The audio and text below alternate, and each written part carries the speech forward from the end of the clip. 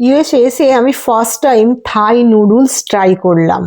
দেখুন, এখানেতে মিক্সড একটা আলাদা দিয়েছে, এদিকে নুডলসটা দিয়েছে, আর তার সঙ্গে এখানে একটা মানে প্রন আছে, তারপর চিকেন আছে, টোফু আছে দিয়ে, আর একটা মানে গ্রেভি মতো বানিয়ে দিয়েছে। দেখুন, এখানেতে আমি প্রথমেতে নুডলসটা খানিকটা নিয়ে নিয়েছিলাম, এবার তার উপরেতে এই গ্রেভিটা দিয়ে খেতে হয়। আমি ফার্স্ট টাইম খাচ্ছি, আমি এর আগে কোনোদিন খাইনি।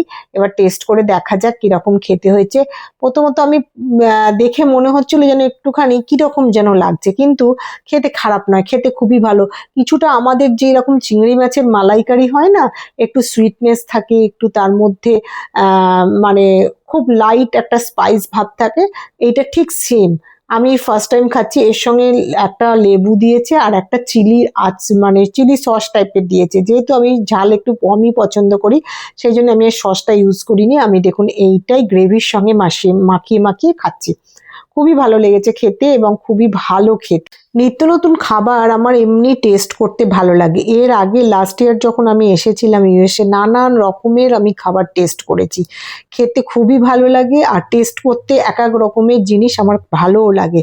এইটাও আমি ফার্স্ট টাইম খাচ্ছি, আমার খেতে ভালোও লাগছে। দেখুন, আর কোয়ান্টিটিটা এরা এত বেশি দেয় যে মানে একজনের অর্ডার করলে দুজনের মতো হয়ে যাবে।